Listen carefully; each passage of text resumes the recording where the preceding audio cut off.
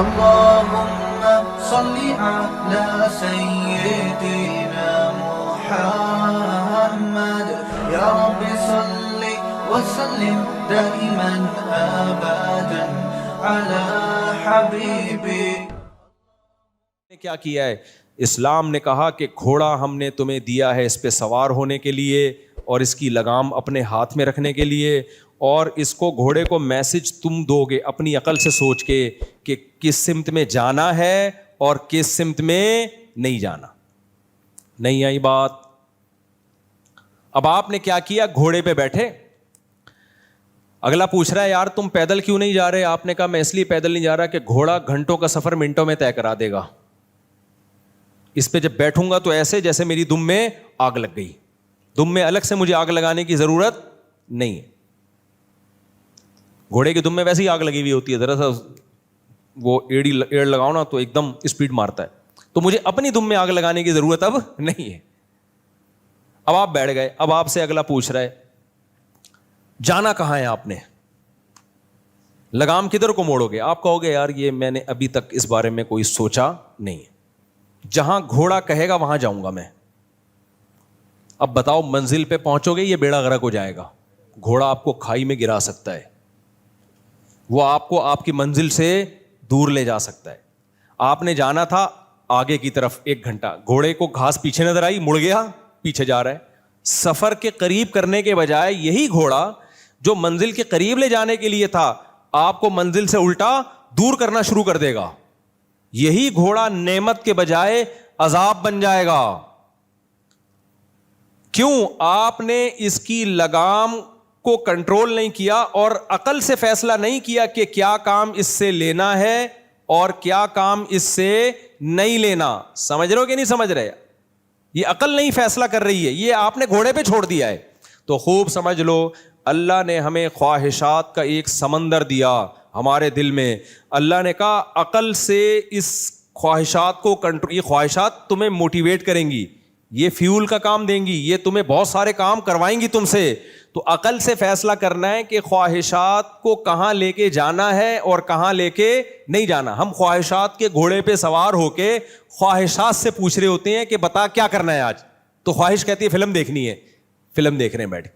ایک آدمی نے بتایا میں انٹرنیٹ پہ فوش فلمیں دیکھتا تھا، پوری رات گزر جاتی تھی، سارا دن سوتا رہتا، پھر پوری رات. کئی مہینے میں نے زندگی کا وہ بہترین حصہ جس میں کوئی زبان سیکھ سکتا تھا، کچھ پڑھ سکتا تھا، کوئی بزنس کر سکتا تھا، صحت بنا سکتا تھا، جم جا سکتا تھا، 20 کام میں نے انٹرنیٹ پر فوش فلموں کی بھیٹ چڑھا دی ہے.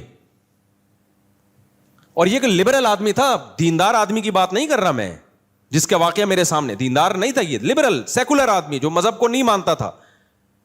کہہ رہے میں نے کہا یار مذہب میں حرام ہو یا نہ ہو، کہہ رہے میں مذہب کو نہیں کو فالو کرتا، لیکن اس سے زندگی کا بیڑا غرق ہو رہا ہے. کہہ رہے میں نے ایسا عزم کیا کہ وہ کام کر کے دکھایا جو آج نوجوانوں سے، جس کو جب کہا جاتا ہے نا فوش فلمیں دو چھوڑ دو، کہہ رہے ہمارے لیے ممکن نہیں ہے. کہہ رہے میں نے وہ ناممکن کو ممکن کر کے دکھایا. میں نے کہا ایسی کی تیسی اس کو میں اپنی زندگی سے ہمیشہ کے لیے نکالوں گا.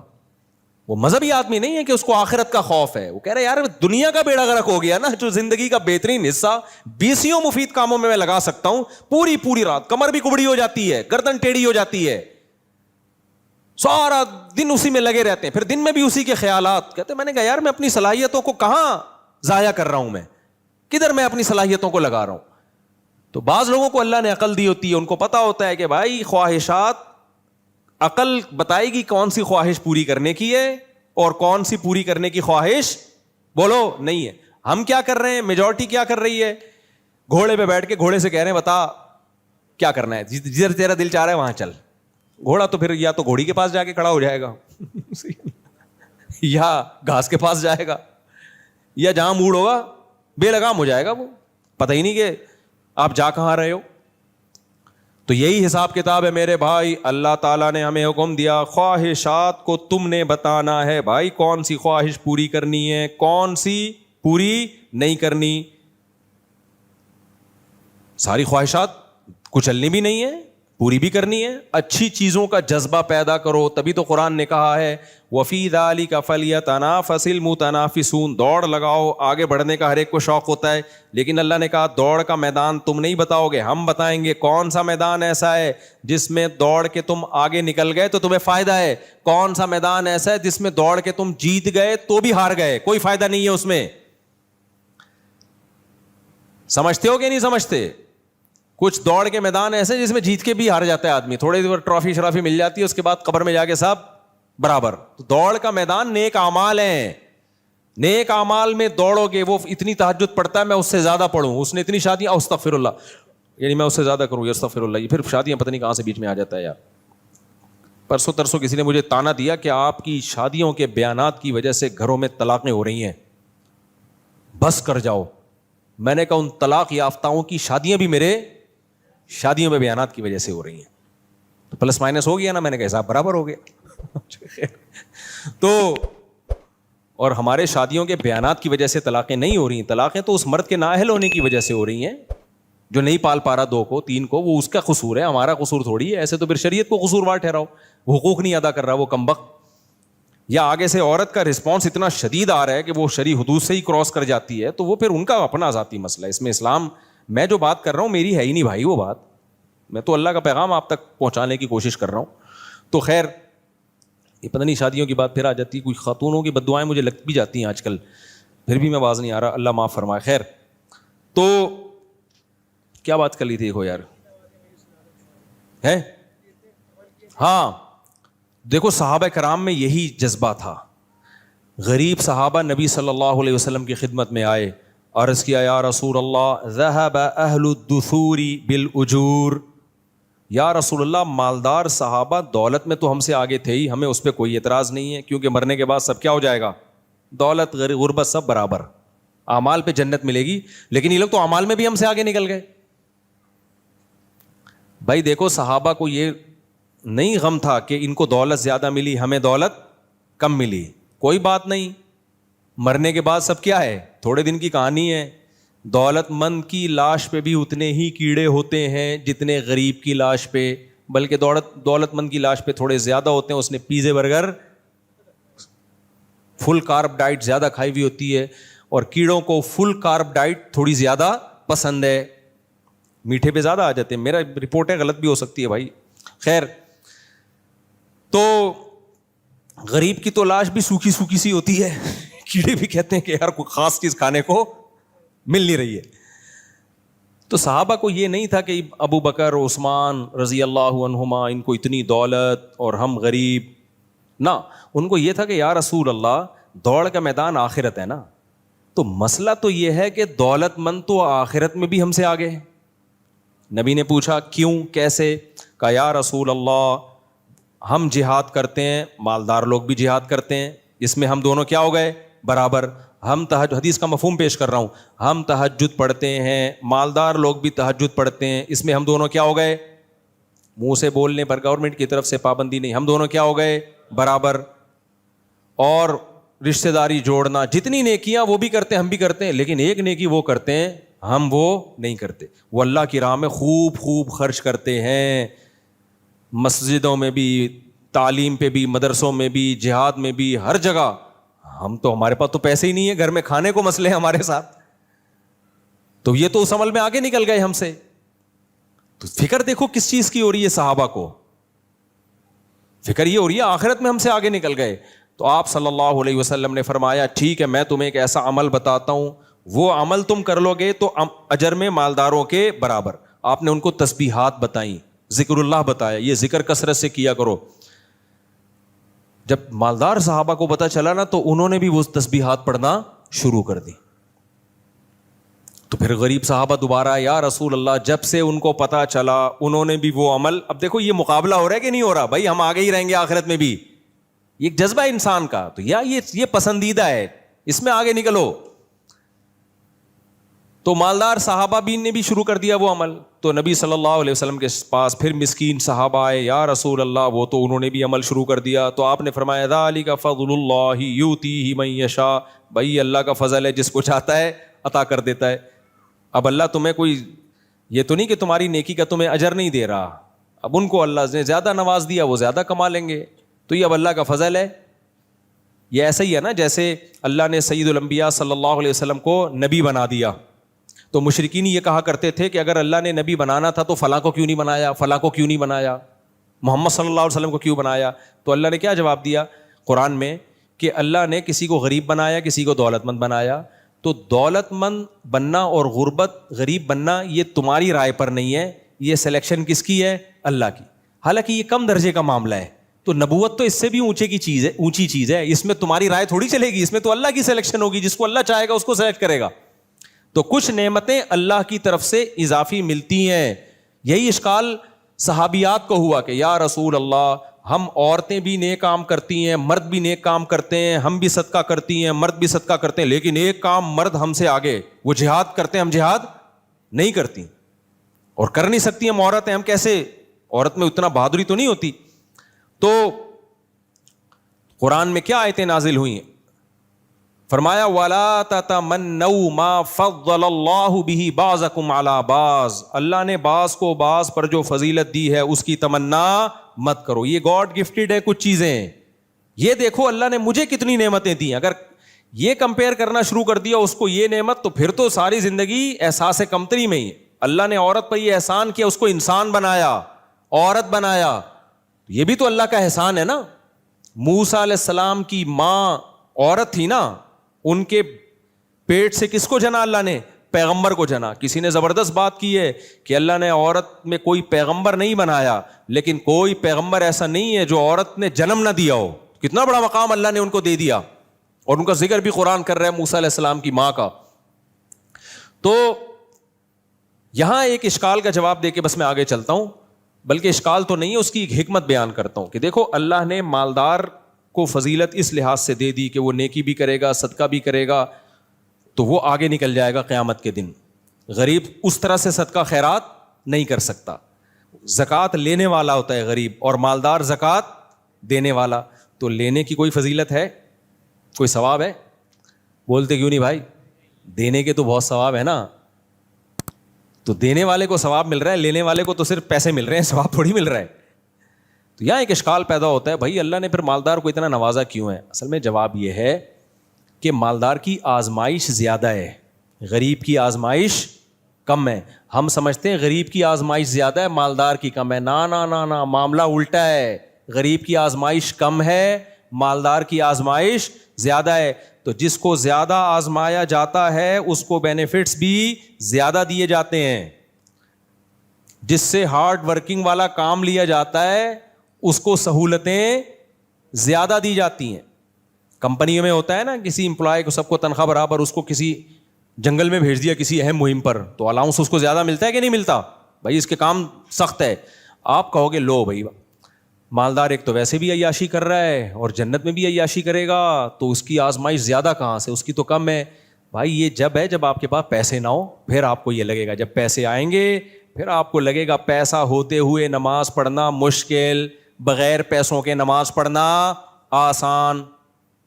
سمجھ میں آ رہی ہے بات کہ نہیں آ رہی؟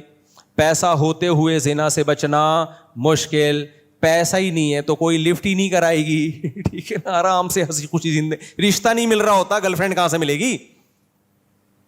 ایک آدمی نے مجھے بتایا, مالدار تھا, کہہ رہے میرے پاس بچپن میں پیسہ آ گیا جس سے میں اتنی سخت آزمائش میں پڑا. اس نے کہا جب تک پیسہ نہیں تھا کوئی آزمائش نہیں تھی, نماز پڑھتا تھا, داڑھی رکھ لی میں نے. کہہ رہا جب میرے پاس دولت آئی ہے نا تو لڑکیوں کے فون آنا شروع ہو گئے. پنجاب میں کسی نے واقعہ سنایا کہ لڑکیوں کے فون, وہ مجھے خود اٹریکٹ کرتی تھیں, فون نمبر دیتی تھیں, پتے بتاتی تھیں, اتنے پیسے اتنے پیسے. کہہ رہے میرے دل میں نا خواہشات کا ایک طوفان اٹھتا تھا کہ میں زنا کر لوں, میں زنا کر لوں, میں زنا کر لوں. کہہ رہے میں نے ابا کو بولنا شروع کر دیا میں زنا میں نہ پڑ جاؤں, میری شادی کرا دو. ابا آج کل لفٹ ہی نہیں کراتے. خیر اللہ نے اس کو زنا سے بچایا. کہہ رہے جب غریب تھا تو ایسا کچھ مسئلہ نہیں تھا, جہاں پیسہ آیا, اچھا موبائل, اچھی گاڑی, پیسے والے کا تو پتہ چل جاتا ہے, تو وہاں مشکل ہو گیا زنا سے بچنا. تو پیسے والے کے لیے دین پہ چلنا مشکل. جب پیسہ آتا ہے تو صدقات و خیرات اتنے نہیں ہوتے جتنی شراب و کباب آتا ہے. تو اس لیے اللہ نے اس کو پروٹوکول دیا ہے کہ بھائی اگر تو پیسے کے باوجود بھی دین پہ چلے گا تو تجھے مقام میں زیادہ دوں گا. یہی وجہ ہے حدیث میں آتا ہے جنت میں غریب زیادہ ہوں گے, دولت مند کم ہوں گے. سمجھ رہے ہو کہ نہیں سمجھ رہے؟ وجہ اس کی ہے کہ غریب آدمی کے لیے آسان تھا, وہ پہلے ہی بیچارہ اس کو ناشتے کے ویسے بھی بیچارے کو پیسے نہیں ہوتے, کہتے چلو ہم کیا کرتے ہیں ٹھیک ہے نا, روزہ رکھ لیتے ہیں. مالدار آدمی کے پاس تو 20 قسم کی چیزیں کھانا کھانے کی, 20 قسم کے موقع عیاشیوں کے, شو مارنا, تکبر, یہ ساری بیماریاں کس کی ہیں؟ دولت مندوں کی ہیں. اس لیے دولت ہر ایک کے لیے اچھی بھی نہیں ہوتی. اس لیے اللہ سے دولت نہیں مانگنی چاہیے, اللہ سے رزق حلال میں برکت مانگنی چاہیے. پھر اللہ دولت کی صورت میں دے دے یا غربت میں ہی اللہ برکت دے دے, وہ اللہ کی مرضی ہے. علماء نے منع کیا ڈائریکٹ دولت کبھی نہ مانگو اللہ سے, اللہ مجھے مال و دولت دے, یہ الفاظ ہی غلط ہیں. اے اللہ میرے رزق میں کیا دے؟ برکت دے. اب وہ اللہ کی مرضی. برکت کا مطلب خیر, رزق آئے خیر بن کے آئے. تو ورنہ خالی رزق آ گیا تو وہ تو بعض دفعہ قارون کے پاس پیسہ ہی تو تھا, برباد ہو گیا. فرعون کے پاس کیا تھا؟ پیسہ. اس پیسے نے کیا کر دیا؟ اس کی کھوپڑی کو خراب کر دیا. تو زیادہ تر پیسے والے ہی جہنم میں جائیں گے حدیث کے مطابق. تو ہم جو کہتے ہیں نا میرے پاس اتنا پیسہ, تو صحابہ کو غم یہ نہیں تھا ان کے پاس پیسہ کیوں ہے, صحابہ کو غم یہ تھا آخرت میں ہم سے آگے نکل گئے. تو خواہشات کو لگام دینے کی ضرورت ہے. جب خواہشات آپ کے کنٹرول میں ہوں گی تو پھر خواہشات آپ کے حساب سے چلیں گی. تو شریعت نے یہ نہیں کہا خواہشات کو کچل دو. کیا کہا ہے شریعت نے؟ خواہشات کو لگام دو. آپ فیصلہ کرو گے کون سی خواہش پوری کرنے کی ہے اور کون سی خواہش پوری کرنے کی نہیں. دیکھو شوگر کے مریض اپنی لگام کھانے کے معاملے میں ڈاکٹر کے حوالے کرتا ہے. اس کو پتا ہے میری شوگر ہائی رہتی ہے, تو اس کا دل تو چاہتا ہے 3 لڈو یہاں سے کھا لوں, 4 لڈو وہاں سے کھا لوں, ادھر سے جلیبی کھا لوں, وہ شہد کی بوتل کھا لوں, میں یہ بھی کھا لوں, وہ یہ بھی کھا لوں. لیکن اس کو پتا ہے بیٹا خواہشات کے پیچھے گئے تو ہو سکتا ہے یہ لڈو میری زندگی کا آخری لڈو ہو, اس کے بعد سویم پہ لڈو کھائے جا رہے ہوں میرے. تو لڈو نہیں کھاتے, چلو بریانی کھائیں گے سویم پہ. تو وہ ڈاکٹر سے پوچھتے ہیں ڈاکٹر صاحب لڈو کھا سکتا ہوں؟ ڈاکٹر کہے گا بھائی آرٹیفیشل لڈو کھا سکتے ہو, جو دیکھنے میں میٹھا لگے حقیقت میں میٹھا. ایسے بھی آتی ہے نا چائے میٹھی پی سکتے ہو, یعنی وہ والی میٹھی جو شوگر کے مریض وہ ہوتی میٹھی ویٹھی نہیں ہے, وہ تھوڑا سا وہ پتہ نہیں کوئی کیمیکل ڈالتے ہیں, اس سے ڈائٹ بوتل ہوتی ہے جیسے. تو ڈاکٹر بتائے گا یہ خواہش. ہاں ڈاکٹر یہ نہیں کہے گا کھاؤ نہیں, ڈاکٹر کہے گا یہ کھاؤ یہ نہیں کھاؤ. اگر کوئی ڈاکٹر ایسا ہے کہ کھانا پینا ہی چھوڑ دو, پھر آپ وہ ڈاکٹر ہی چھوڑ دو گے, کھانا پینا نہیں چھوڑو گے. تو کوئی مذہب اگر آپ سے یہ کہتا ہے کہ دنیا ہی چھوڑ دو, ننگ دھڑا ہو جاؤ, ساری خواہشات کو چل دو, تو بھائی وہ مذہب ہی چھوڑ دو, پھر وہ مذہب دین فطرت نہیں ہو سکتا. تو اسلام ہے جو اعتدال کا راستہ سکھاتا ہے. خواہشات نہیں چھوڑنی ہے, خواہشات کو لگام دینا ہے. اس لیے تو میں ولاگ بنا بنا کے ڈالتا ہوں تاکہ یہ تصور لوگوں کی کھوپڑی سے نکلے کہ مذہبی آدمی تیرتا ہوا, گھوڑے پہ دوڑتا ہوا, جنگل میں ہرن کا شکار کرتا ہوا تمہیں برا کیوں لگ رہا ہے. یہ کانسیپٹ دماغ سے کیا کرو, ختم کرو. بہت نیگیٹو, ابھی میرا ہرن کا جو شکار کا جو ولاگ کیا نا اس پہ بہت نیگیٹو کمنٹس آئے ہیں, بہت زیادہ. ابے کیا کر رہے ہو, ابے یہ مولویوں والی حرکتیں ہیں, ابے مولویوں. تو کیا ہو گیا بھائی, مولویوں والی حرکتیں کوئی الگ سی نہیں ہوتی ہیں. جو بھی جائز حرکت ہے وہ سارے مولوی بھی کیا کر سکتے ہیں, کر سکتے, کوئی حرج نہیں ہے اس میں. تو جائز ہے یہ, تو جائز نہ جہاں نامناسب نہ ہو.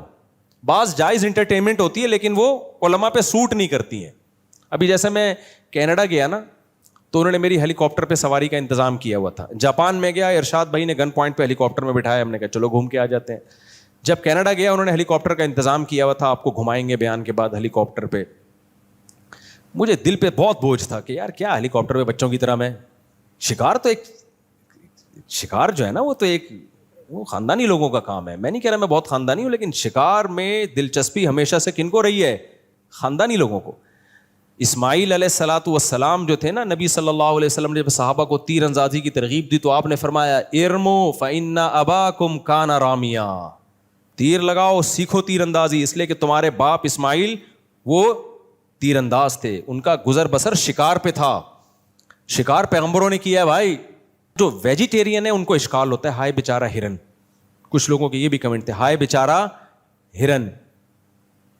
تو یہ نہیں دیکھ رہے بیچارہ مفتی صاحب پورا افریقہ کا جنگل گیا اور ایک ہرن بھی شکار کر کے نہ لائے, اس پہ ترس نہیں آ رہا, ہرن پہ ترس آ رہا ہے.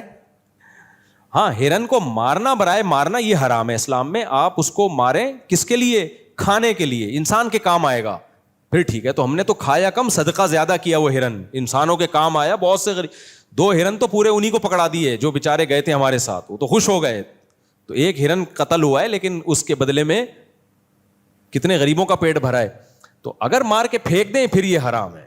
یہ تو آپ انٹرٹینمنٹ کے لیے کہ جانور کی جان کو ضائع کر رہے ہو, تبھی ہم حرام جانوروں کا شکار نہیں کرتے, کیونکہ وہ ظلم ہے, کھانا ہے نہیں اس کو, خام خامے کیوں مار رہے ہو. تو ایسے تو ہم بھائی ایک پرندہ مارنا بھی حرام سمجھتے ہیں. ہاں جب جانور کا شکار ہم حلال سمجھیں گے جب اس کا فائدہ کس کو ہو, انسانوں کو. تو انسانوں کا پیٹ بھرے گا.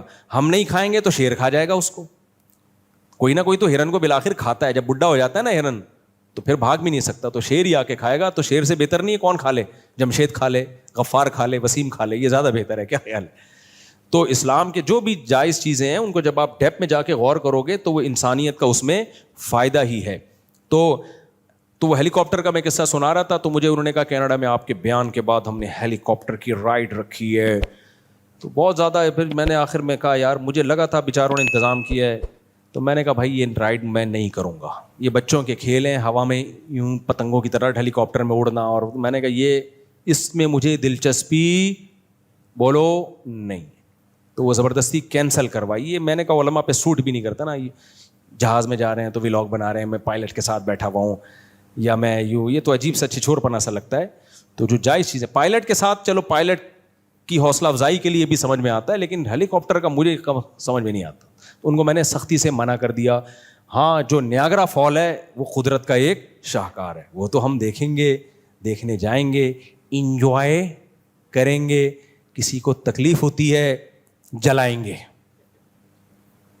تو کیوں تکلیف ہو رہی ہے تمہیں بھائی, تمہیں اللہ نے پیسہ دیا تم بھی چلے جاؤ, نہیں دیا تو دعا کرو اللہ دے دے, ہم بھی جا کے چلے ہیں.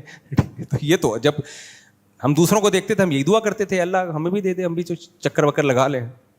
نہیں دیا تو کوئی ٹینشن بھی نہیں آتے تھے کہ چلو بچ نہیں ہے تو بیٹھو آرام سے. اور ویسے بھی میں کون سا کینیڈا اپنے خرچے پہ گیا ہوں, مجھے تو اسپانسر کیا تھا, بیانات کے لیے بلایا تھا, ہیلی کاپٹر میں گھمانے کے لیے. یہ تبلیغی دورہ تھا میرا جو بیانات کے لیے تھا. یہ گھمائی پھرائی تو ضمناً غریبی میں چل رہی ہوتی ہے.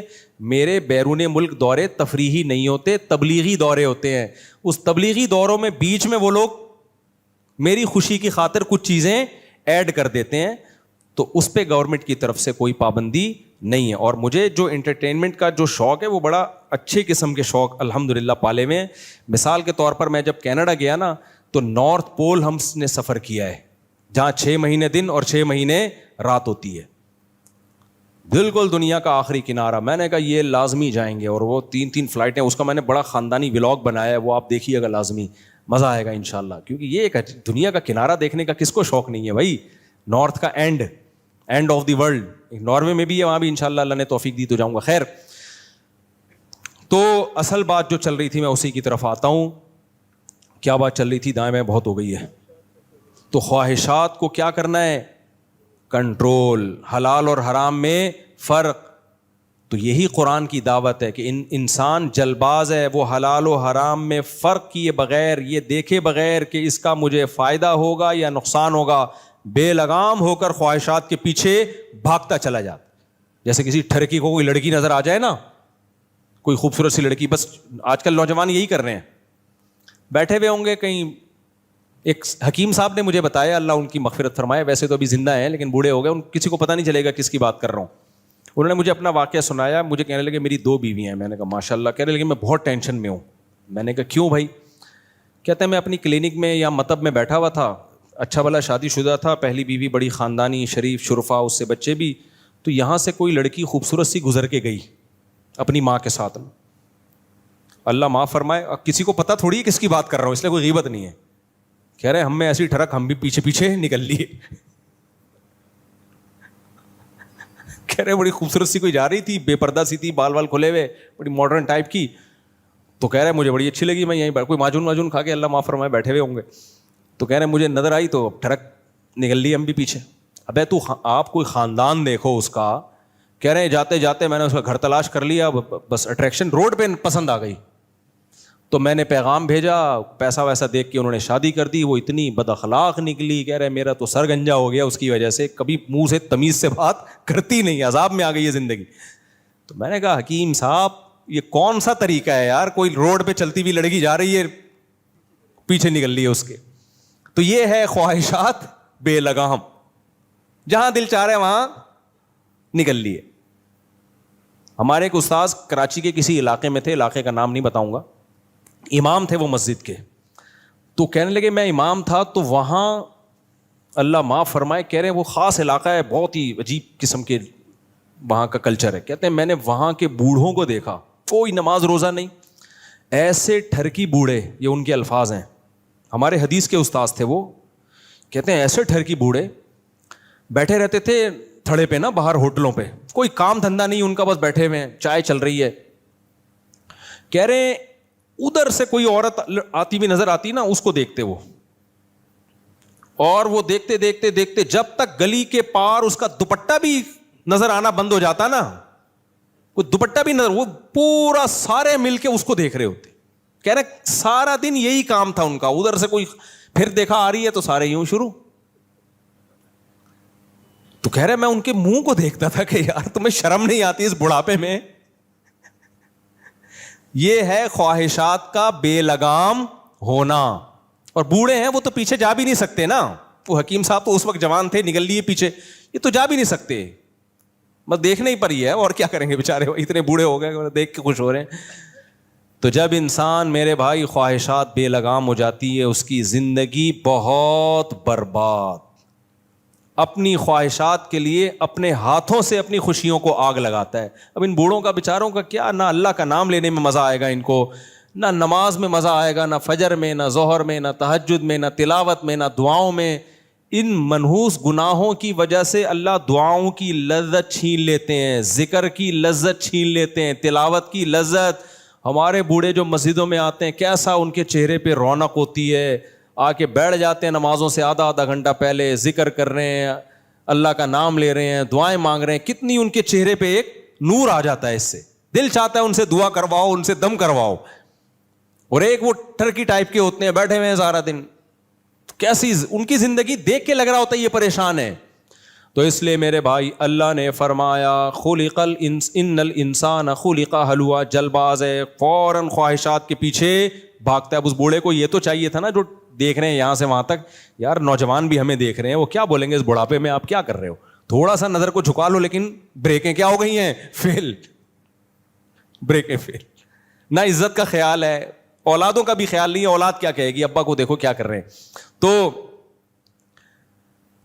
یہ بریکیں فیل. تو اللہ نے کیا فرمایا, کچھ لوگ ایسے ہیں جن کی بریکیں فیل نہیں ہوتی, الا المصلین. میرے بیان میں اکثر تمہید لمبی ہوتی ہے, بیان کا حاصل مختصر. فرمایا ہاں جو نماز کی پابندی کریں, پڑھنا نہیں ہے, کیا کرنا ہے, پابندی. نماز انسان کو بے حیائی سے روکتی ہے, خواہشات کو لگام دیتی ہے, کیونکہ فجر میں اٹھنا مشکل کام ہے, وضو کرنا مشکل کام ہے, مشکل کام کر کے انسان اللہ کے سامنے آ کے کھڑا ہوتا ہے, رکوع, سجدہ, تسبیحات, دل میں نورانیت پیدا ہوتی ہے, گندے کاموں سے نفرت.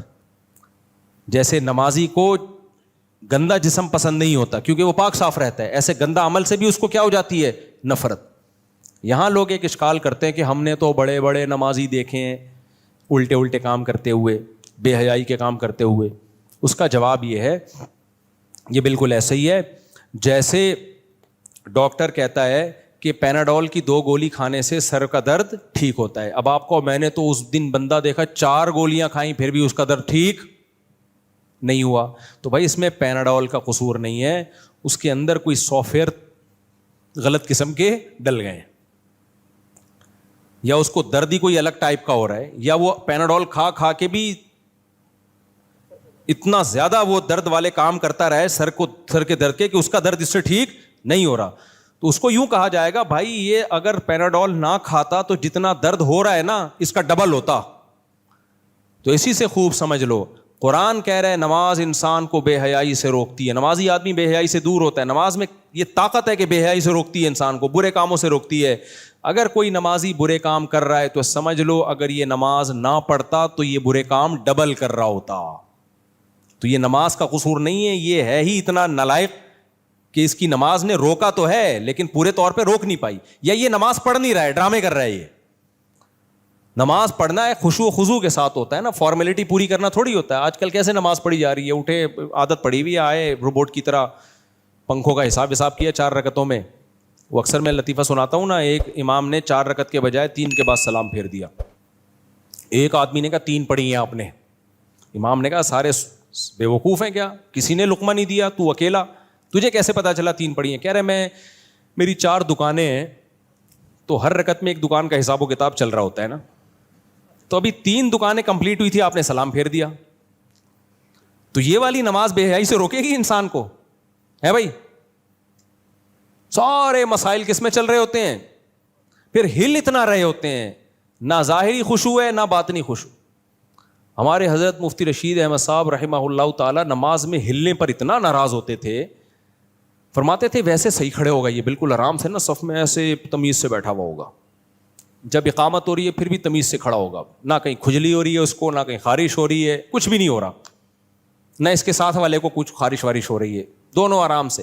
جیسے ہی نیت باندھی, کبھی یہاں کو جا رہا ہے, دیکھا ہوگا آپ لوگوں نے, کبھی یوں شروع ہو جائے گا, کبھی ناک میں انگلیاں گھما گھما, پھر مطالعہ بھی کر رہا ہے کیا نکلا اس میں سے, رپورٹ طلب کر رہا ہے کہ یہ رپورٹ آئی بھی ہے کہ یہ ہوائی بس گھمایا ہے, کبھی یوں ہل رہا ہے, کبھی یوں ہل رہا ہے, کبھی کیا کر رہا ہے.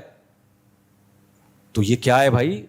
قرآن تو کہہ رہا ہے قوموا للہ قانتین, خشوع و خضوع کے ساتھ اللہ کے سامنے کھڑے ہو جاؤ, خشوع و خضوع کے ساتھ. تو خشوع و خضوع میں دل کا خشوع بھی ہے, دل تو اپنے اختیار میں نہیں ہے, جتنا لگا سکتے ہو لگاؤ, اور ظاہری لحاظ سے بھی خشوع و خضوع پیدا کرے انسان, اس کے آداب کا خیال کرے, تو پھر نماز انسان کو بے حیائی سے روکتی ہے, جلد بازی کی عادت ختم کرتی ہے نماز انسان کے اندر سے, وہ پھر خواہشات کو لگام دینا شروع کرتا ہے. الا المصلین, اللہ نے آگے فرمایا الذین هم علی صلاتہم دائمون, خالی نماز پڑھنا کافی نہیں ہے, نماز پہ پابندی کرتے ہیں. پابندی کرنا آسان کام نہیں ہے. دیکھو قرآن نے کسی گناہ کے بارے میں نہیں کہا کہ بہت مشکل ہے, نماز کے بارے میں اللہ نے کہا انہا لکبیرۃ الا علی الخاشعین, یہ بہت مشکل کام ہے سوائے ان لوگوں پہ جن کے دلوں میں اللہ کا خوف ہے. تو اللہ نے خود مانا ہے پڑھنا مشکل نہیں ہے, پڑھتے رہنا کہ کبھی بھی زندگی میں قضا نہ ہو, یہ مشکل کام ہے. تو یہ مشکل کی جس کو توفیق مل جائے وہ بہت بڑا کامیاب ہے. ہمارے ایک ہندوستان سے رشتہ دار آئے تھے, ہم جو میری عمر 10-12 سال تھی, تو میں نے کئی بار یہ پہلے بھی بیان میں واقعہ سنا ہے, یہ میں صرف موٹیویشن کے لیے سناتا ہوں کہ بھائی ایسی نماز ہونی چاہیے. نمازی آدمی کو ہر وقت فکر ہوتی ہے, جو آرام سے بیٹھا ہوا ہے نا, پڑا ہوا ہے آرام سے, گھڑی نہیں دیکھ رہا بار بار, اس کا مطلب وہ نمازی نہیں ہے. نمازی جہاں بھی جائے گا نا بار بار گھڑی دیکھے گا, یار نماز میں ٹائم کتنا ہے, قریب میں کوئی مسجد ہے تو جماعت ہونے والی ہے کہ نہیں ہونے والی. دیکھو میرے لیے اب مشکل ہو گیا ہے, میں کہیں سفر میں جاتا ہوں, پہلے میں اس کا اہتمام کرتا تھا جماعت ہونے والی ہے کہیں قریب, کیونکہ سفر میں بھی اگر قریب میں مسجد ہے تو جماعت سے نماز پڑھنی پڑے گی آپ کو, اگر قریب میں مسجد ہے. کیونکہ لوگ جاتے ہیں پنجاب 10 دن کے لیے, جماعتیں چھوڑ رہے ہوتے ہیں, ہم تو مسافر ہیں. او بھائی آپ ٹھیک ہے شرعی لحاظ سے مسافر ہو, مگر یہاں تو آپ نے اسٹے کیا ہوا ہے نا, ٹھیک ہے 2 رکعت پڑھو گے, لیکن مسجد اگر قریب میں ہے تو پھر تو امام کے پیچھے پڑھنی پڑے گی. مسجد کی جماعت چھوڑنا آپ کے لیے جائز تھوڑی ہے. ہاں ٹریولنگ کے دوران کہیں بس نکلنے کا خطرہ ہے یا کوئی وہاں, وہ ایک الگ مسئلہ ہے, اس میں ٹھیک ہے آپ مسجد کی جماعت چھوڑ سکتے ہیں. اب ہمارے لیے مسئلہ یہ ہو گیا کہ اب مشہور ہونے کی وجہ سے کہیں کراؤڈ میں جانا بہت مشکل ہو گیا. سیلفیاں ویلفیاں اتنی کہ وہ آدھے گھنٹے کا کام 2 گھنٹے, پھر سیکیورٹی کے مسائل. تو اب میں بعض دفعہ نہیں جاتا مسجد میں, کہیں جا رہا ہوتا ہوں یار گھر پہ پڑھ لیں گے یا راستے میں پڑھ لیں گے. لیکن مسئلہ شرعن یہی ہے کہ نمازی آدمی ہر وقت کیا کرے گا, تھوڑی دیر بعد گھڑی دیکھے گا, یار نماز کا ٹائم تو نہیں ہو گیا. تو میں وہ واقعہ سنا رہا تھا, ہمارے ایک رشتہ دار آئے انڈیا سے, میری عمر 10-12 سال تھی اس وقت, ان کی عمر تھی 70 سال. تو ہم سب گھر والے ان کو لے کر گئے کلفٹن گھمانے کے لیے. چلو جی آپ کو کیا دکھاتے ہیں ہم, کلفٹن. اچھا ہم نے اپنی دادی سے اور اپنے والد وغیرہ سے سنا کہ ان کی زندگی میں کبھی نماز قضا نہیں ہوئی. 70 سال کا بندہ اور بالغ ہونے سے لے کے اب تک کبھی نماز قضا نہیں ہوئی. یہ نہیں کہ ذمے میں نہیں ہے, قضا ہی نہیں ہوئی. کتنا اہتمام کیا ہوگا بھائی. تو میں نے کہا یار یہ ایسا کیسے ہو سکتا ہے, بعض دفعہ سوتے میں نکل جاتی ہے, بعض دفعہ بھول گیا انسان, کوئی کام میں مشغول ہو گیا. حدیث میں آتا ہے لیس فی النوم تفریط, کسی کی آنکھ ہی نہیں کھلی تو اس کو گناہ نہیں ملے گا. اس نے انتظام کیا تھا اٹھنے کا لیکن نہیں کھلی تو وہ تو معذور ہے نا. تو یہ تو ہو سکتا ہے, لیکن کتنا اہتمام کیا ہوگا ایک بندے نے کہ کبھی سوتے میں بھی نہیں ہوئی, قضا، یعنی ایسا ان کا سونے جاگنے کا پورا اہتمام تھا. خیر جب ہم ان کو تفریح پہ لے کر گئے نا تو ان کا جو ہم نے عمل دیکھا اس سے مجھے یقین ہو گیا کہ ان کے بارے میں جو رپورٹ ہے وہ غلط نہیں ہے. بھائی ہم ان کو جھولوں میں لے کے، وہ 70 سال کے جھولے کیا جھولتے، لیکن جو بھی ان کے حساب کے جھولے تھے یا جو بھی ان کو دکھانا تھا، بار بار بھائی مغرب کا ٹائم ہو گیا، سورج غروب ہو گیا، بار بار. ابے ہم نے کہا بھائی یہ تو کسی تفریح میں دلچسپی نہیں لے رہے، ان کو تو بس اس سے مغرب کا ٹائم ہو گیا، ظہر کا ٹائم ہو گیا، عصر کا ٹائم ہو گیا، عشاء کا ٹائم ہو گیا. میں نے کہا بھائی واقعی یہ کیا ہے، واقعی یہ نمازی ہیں. آج کل نمازی لوگ بیمار ہوئے، نمازیں چھوڑ دیں، کوئی وضو کرانے والا نہیں ہے، بار بار کپڑے چینج کرنا بہت ٹینشن ہے. ایکچولی اب دیکھیں کیسے، ایسے تو عجیب عجیب سے اسٹائل ہوتے ہیں لوگوں کے. جہازوں میں بیٹھے ہیں، پڑے سو رہے ہیں، فجر کا ٹائم گزر گیا، ظہر کا ٹائم. ابے بھائی جہاز ہے، سفر ہے، اور کچھ پڑھ رہے ہوتے ہیں لیٹے لیٹے پڑھ رہے ہوتے ہیں. ابے بھائی یہ لیٹے لیٹے تو اس کے لیے ہے جو کھڑے ہو کے نہ پڑھ سکے، وہ بیٹھ کے پڑھے. جدھر منہ ہے ادھر منہ اٹھا کے پڑھ رہے ہیں نماز. تو قبلہ اللہ نے ایسے ہی بنا دیا. نفل نماز آپ سنتیں جہاں منہ ہو سفر میں پڑھ سکتے ہیں، سواری پہ، لیکن فرض نماز تو آپ کو قبلے کی طرف رخ کرنا پڑے گا. کہتے ہیں ہمیں جہاز میں کہاں سے پتہ چلے گا. بھائی ایئر ہوسٹس سے پوچھ لو یار. ویسے تو چائے منگوا رہے ہو ایئر ہوسٹس سے، اس وقت شرم نہیں آ رہی، یہ نہیں سوچ رہے کہ نامحرم ہے. کولڈ ڈرنک منگوا رہے ہو، کھانا منگوا رہے ہو، تو منہ سے پھوٹ لو، پوچھ لو کہ جی قبلہ کس طرف ہے. اکثر ایئر ہوسٹس بتا دیتی ہے، ان کو نیویگیشن ہوتا ہے نا، ان کے پاس سب پتہ ہوتا ہے. نہیں تو وہاں ایل لگی ہوئی ہوتی ہیں، بہت کچھ ذرائع ہیں. اگر انسان چاہے نا کہ میری نماز قضا نہ ہو تو بہت سارے طریقے ہیں، لیکن ہم چاہتے ہی نہیں ہیں. بسوں میں بیٹھے ہوں گے مستڈے بنے، پیشاب آ رہا ہوگا تو بس باپ بھی رکوائے گا. نماز قضا ہونے والی ہے، پھر کہتے ہیں یار ایکچولی ہم نے ڈرائیور کو کہا تو اب روک نہیں رہا تو کیا کریں. بھائی جان ایسے شرافت کا دور ہے ہی نہیں. آپ ایسے رکواؤ جیسے آپ کو بہت زور کا آ رہا ہے، ٹھیک ہے نا. پھر آپ یہ کہتے کہ ایکچولی اب ڈرائیور روک نہیں رہا تو چلو شلوار ہی ٹھیک ہے فی الحال. وہاں تھوڑی ایسا ہوتا ہے. تو پھر بھی نہ روکے، آپ نے پورا فورس کر لیا، پھر سیٹ پہ بیٹھے بیٹھے پڑھو، معاف پھر بھی نہیں ہے، لیکن پھر اس کو نیچے اتر کے لوٹا لو. تو نماز اس طرح سے ہوگی تو میرے بھائی پھر وہ آپ کو برائی سے روکے گی. کوئی کام کنٹینیوسلی پابندی سے کیا جائے. الذین هم علی صلاتہم دائمون. آگے پھر اگلی آیت ہے، اس پر میں نے پچھلے ہفتے بھی بیان کیا تھا لیکن چلو دوبارہ ہو گیا. تو نماز کی بہت شدید پابندی کی ضرورت ہے. تو انسان کو انسان کا بچہ بنانے کے لیے بھائی بے لگام نہیں چھوڑا جائے گا، اس کو اپنے اندر کچھ تبدیلی. اور میں آپ کو گارنٹی سے کہہ دوں، دیندار بننے کا خدا کی قسم لا الہ الا اللہ، آخرت میں فائدہ بعد میں ہے، دنیا جنت بنتی ہے. بہت مزے کی زندگی ہوتی ہے کس کی؟ جو اللہ والے ہوتے ہیں. بہت مزے کی زندگی ہوتی ہے، ان کو خامخواہ کی ٹینشن والی چیزوں سے ٹینشن ہوتی ہے. آج کل لوگوں کو بغیر ٹینشن والی چیزوں سے ٹینشنیں ہو رہی ہیں. کوئی ٹینشن کی چیز ہو تو یار کوئی سمجھ میں آتا ہے. خامخواہ کی ٹینشنیں ہیں. بحریہ ٹاؤن پھر اوپر جانا شروع ہو گیا، کاش میں خرید لیتا. ابے تیرا آٹا دال چل رہا ہے میرے بھائی، یہ ٹینشن کی چیز تھوڑی ہے یار. وہ امریکہ نکل گیا، ہم وہیں کے وہیں ہیں، پتہ نہیں کیا کیا لوگوں کے مسائل ہیں. چھوٹی چھوٹی چیزیں دیکھو.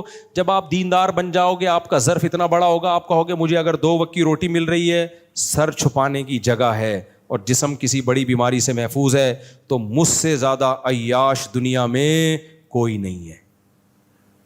حالانکہ اتنا ملتا نہیں، اس سے 10 گنا زیادہ ملتا ہے. تو آپ کی ضرورت آپ کے ذہن میں آئی اتنی ہے، مل 10 گنا زیادہ رہے تو بہت زیادہ خوش ہوگے کہ نہیں ہوگے؟ اور اگر دنیا کو اصل بنا لیا، اللہ کو اسلام کو زندگی سے نکال دیا، تو پھر آپ کی سوچ یہ ہوگی جتنا بھی آ گیا نا وہ کیا ہے، کم ہے. اپنی بیوی بھی اچھی نہیں لگے گی آپ کو. بولے کہ یار وہ بھابھی اس کی وہ دیکھو کیسی ہے، اس کی کیسی ہے، یہ کیا ہے یار. اسی میں میرے پاس آ رہے ہوتے ہیں لوگ، گھٹ گھٹ کے مر رہے ہوتے ہیں. میں کہتا ہوں ان کو سوچو جن کے پاس جو کما رہے ہیں، جن کو کوئی 40 سالیں عمریں ہو گئی، کوئی لفٹ کرانے کے لیے تیار نہیں، تو خوش ہو جاؤ، تمہیں مل تو گئی نا. تو دنیا کی محبت ہر ٹینشن کی جڑ ہے، اور دنیا کی محبت دل سے نکل گئی تو ہر خوشیوں کی جڑ پیدا ہو گئی، بیس پیدا ہو گئی آپ کے اندر. اللہ تعالیٰ سمجھنے کی، عمل کی توفیق عطا فرمائے. نماز کے بعد انشاءاللہ 7:45 بجے نماز